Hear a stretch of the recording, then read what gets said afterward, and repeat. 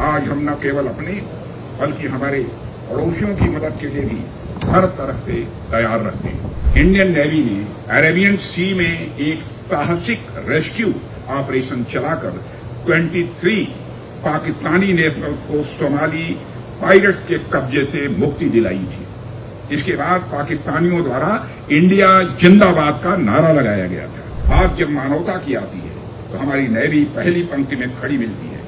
यही हमारे मूल्य हैं, और यही हमारे विचार हैं, और यही हमारे संस्कार हैं। आज हम न केवल अपने बल्कि हमारे पड़ोसियों की मदद के लिए भी हर तरह से तैयार रहते हैं। रीजन में किसी भी दुर्भाग्यपूर्ण स्थिति में हम फर्स्ट रिस्पॉन्डर के तौर पर भी उभरे हैं।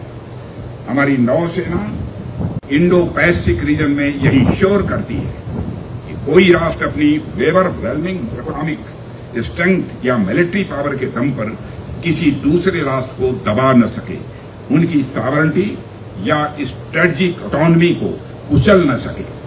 हमारे प्रधानमंत्री जी के विजन सागर यानी security and growth for all in the region में भी यही भावना स्पष्ट रूप से दिखाई देती है कि हमारे क्षेत्र के सभी साथी देश सुरक्षित रहें, प्रगति के मार्ग पर वह साथ आगे बढ़े।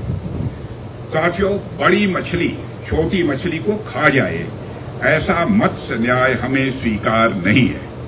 हम अपने मित्र देशों के साथ काम करते हुए सर्वजन हिताय सर्वजन सुखाय के मार्ग पर आगे बढ़ेंगे। हम हिंद महासागर क्षेत्र को मत्स्य न्याय क्षेत्र में नहीं बनने देंगे।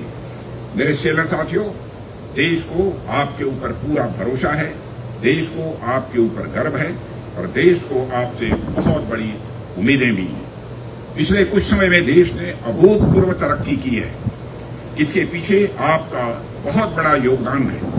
पिछले कुछ समय में देश ने अंतर्राष्ट्रीय स्तर पर अनेक बड़े निर्णय लिए हैं, उसके पीछे आपका ही भरोसा है।